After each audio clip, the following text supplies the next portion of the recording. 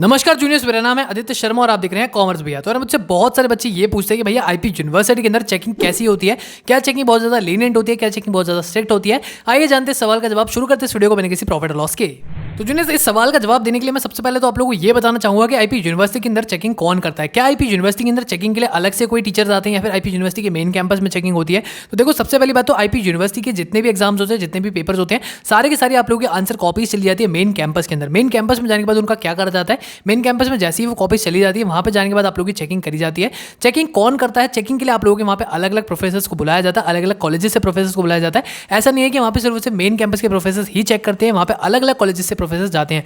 जितने भी IP university के एफिलिएटेड कॉलेज हैं, वहाँ से भी प्रोफेसर्स वहाँ पे जाते हैं चेकिंग करने के लिए। अब देखो, अगर हम लोग बात करते हैं कि चेकिंग आप लोगों की कैसी होती है, लीनियंट होती है या फिर आप लोग की मीडियम होती है या फिर आप लोग की बहुत ज़्यादा स्ट्रिक्ट चेकिंग करी जाती है कि आप लोग की छोटी छोटी मिस्टेक्स पे मार्क्स काट लिए जाते हैं, तो देखो ऐसा कुछ भी नहीं है। डिपेंड करता है कि वहाँ पे आप लोगों का जो चेकर होगा वो कौन होगा, चेकर का दिमाग उस टाइम पे कैसा चल रहा है उसके ऊपर डिपेंड करता है कि चेकर अगर चाहेगा तो आप लोगों को मार्क्स दे भी सकता है, अगर वो चाहेगा तो वहाँ पे मार्क्स काट भी सकता है। लेकिन अगर मैं बात करूँ आप लोगों की आंसर स्कीम की या फिर जो भी आप लोग वहाँ पे आंसर स्कीम उनको मिलती है, उसके बेसिस पे अगर मैं आप लोगों को बताऊँ कि वहाँ पे आप लोगों की जो चेकिंग होती है वो कैसे होती है, तो थोड़ा बहुत जो भी मेरे को इन्फॉर्मेशन मिल पाई है अंदर से मैं आप लोगों को उसके हिसाब से बता रहा हूँ। आंसर की जो होती है उसके हिसाब से तो भाई देखो, वहाँ पे आप लोगों के आंसर्स मैच करने चाहिए। अगर आप लोग मैच कर रहे होते, थोड़ा बहुत भी मैच करता है ना, तो टीचर आप लोग को पूरे नंबर भी वहाँ पे दे सकता है।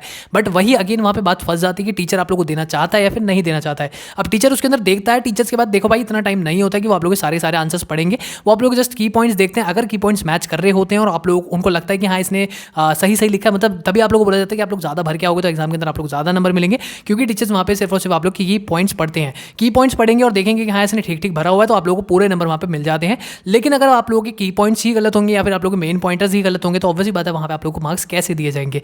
वहाँ पे टीचर आप लोगों के अंदर का तो मटेरियल नहीं पढ़ने वाला है, उसके पास इतना टाइम ही नहीं है, उसको एक साथ 100 कॉपीज चेक करनी होती है।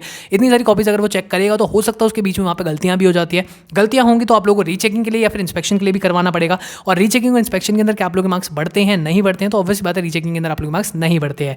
तो वहाँ पे अगर टीचर ने गलती कर दी और वहाँ पे आप लोग फंस गए, तो वहाँ पे आप लोग फंसे ही रह जाओगे। अगर मान लीजिए टीचर ने आप लोगों के कहीं पे 5 नंबर दिया, उसको टीचर ने काउंट नहीं करा, तो हाँ उसके नंबर आप लोगों को रीचेकिंग वगैरह के अंदर बढ़ा दिए जाते हैं। लेकिन अगर मान लीजिए टीचर ने कहीं पे 0 दे दिया ना, आप उसको चेंज नहीं करवा सकते कि सर ये तो आंसर मेरा सही है, यहाँ पे टीचर ने 0 दे दिया। अगर टीचर ने 0 दे दिया तो दे दिया भाई। तो आईपी यूनिवर्सिटी की चेकिंग जैसी मर्जी हो, उस टीचर पर डिपेंड करता है, मतलब जो भी आप लोगों का टीचर चेक कर रहा होगा ना, उसके ऊपर डिपेंड करता है कि वो आप लोगों को मार्क्स कैसे दे रहा है। अगर उसने मार्क्स आप लोगों को सही से दिए तो आप लोगों को अच्छे नंबर मिल जाएंगे, अगर सही से नहीं दिए तो आप लोगों को अच्छे नंबर हो सकता ना भी मिले। मतलब आप लोगों का यहाँ पे जो रेशियो रहता है 90% ऑलमोस्ट बच्चों के एग्जाम सही से चेक होते हैं, 10% होता है कि कहीं पे कुछ ना कुछ गलतियां हो जाती है।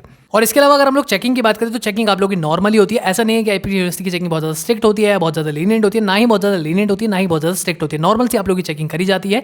अगर आप लोग के पॉइंटर्स मैच करेंगे तो नंबर मिलेंगे, नहीं करेंगे तो ऑब्वियसली बात है नंबर नहीं मिलेंगे। आई होप आप लोगों को इस वीडियो के बाद से डाउट क्लियर हो गया होगा। अगर आप लोग को वीडियो अच्छी लगी तो वीडियो को लाइक करो, शेयर करो अपने दोस्तों के साथ। मैं मिलता हूं आपसे अगली वीडियो में भी। इतना ही, धन्यवाद।